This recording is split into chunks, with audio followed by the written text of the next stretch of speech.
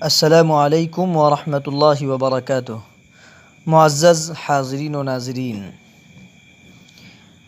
امیر شریعت کا انتخاب اور اوصاف امیر دستور امارت کی روشنی میں، امارت شرعیہ ایک خالص دینی، مذہبی اور ملی ادارہ ہے جس کی تاسیس مجدد زماں، علم و عمل کے پیکر، خلوص و للہیت کے مجسم، اخلاق و کردار کے غازی، مرد مجاہد حضرت مولانا ابو المحاسن سجاد صاحب علیہ الرحمہ نے اتحاد ملت اور نفاذ شریعت پر رکھی ہے۔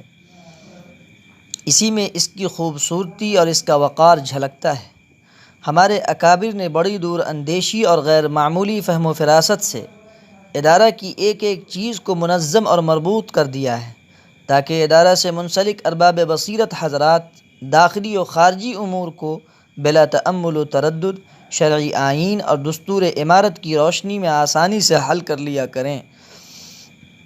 ارباب امارت اختلاف و انتشار سے خود بھی دور رہیں اور عوام کو بھی دور رکھنے کی ممکنہ کوشش کریں تاکہ اس کی بنیاد اضمحلال کا شکار نہ ہونے پائے اور عوام امیر شریعت کی اطاعت سے انحراف نہ کرے۔ اب تک کا مشاہدہ اور تجربہ یہی ہے کہ امیر کی آواز کبھی صدا بصحرا ثابت نہ ہوئی۔ ایک آواز پر قوم کی اکثریت نے لبیک کہا اور امیر کے سامنے سر تسلیم خم کر دیا، جس کی تازہ اور زندہ مثال امیر شریعت سابع حضرت مولانا سید محمد ولی رحمانی صاحب نور اللہ مرقدہ کی علمی و عرفانی شخصیت تھی، جن سے ہر کوئی واقف ہے۔ مگر افسوس صد افسوس کہ امیر شریعت اب ہمارے درمیان نہیں رہے۔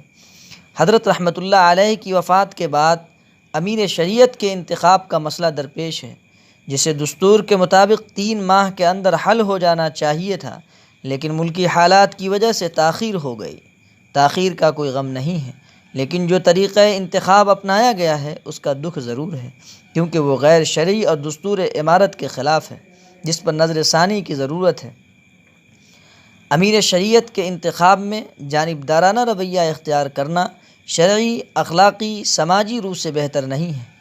اس لیے ارباب حل و عقد کو بانیان امارت کے وضع کردہ دستور کو سامنے رکھتے ہوئے امیر کا انتخاب عمل میں لانا چاہیے۔ دستور امارت ہمارے لیے ایک کسوٹی ہے جس کی روشنی میں حالیہ امیر شریعت کے قضیہ کو آسانی سے حل کیا جا سکتا ہے۔ کسی فرد اور گروہ کا محض ذاتی اور شخصی مفاد کی خاطر کسی نااہل کو امیر بنانے کے لیے جانبدارانہ رویہ اختیار کرنا درست نہیں ہے۔ قضیہ امیر کے تعلق سے خدارہ علماء آپس میں ایک دوسرے کے خلاف زبانی تکرار سے بچیں۔ اللہ نے دل و دماغ دیا ہے، اس کا صحیح استعمال کیجیے۔ محض کسی کی عقیدت و محبت میں خدارہ ایسا کوئی قدم مت اٹھائیے جس سے امارت کا وقار داؤ پر لگ جائے، ملت کا شیرازہ بکھر جائے اور ادارے سے عوام کا اعتماد اٹھ جائے۔ جب اس کی روحی نکل جائے گی تو اس کے ہونے اور نہ ہونے سے کیا فرق پڑتا ہے؟ یہاں کی عوام میں ادارے کی کیا عظمت ہے، اس سے کون واقف نہیں ہے؟ اس لیے ارباب حل و عقد کو بغیر کسی دباؤ کے میزان عدل کو سامنے رکھتے ہوئے امیر شریعت کا انتخاب دستور امارت کی روشنی میں کرنا چاہیے تاکہ امارت اور امیر کی عظمت لوگوں کے دلوں میں قائم و دائم رہ سکے۔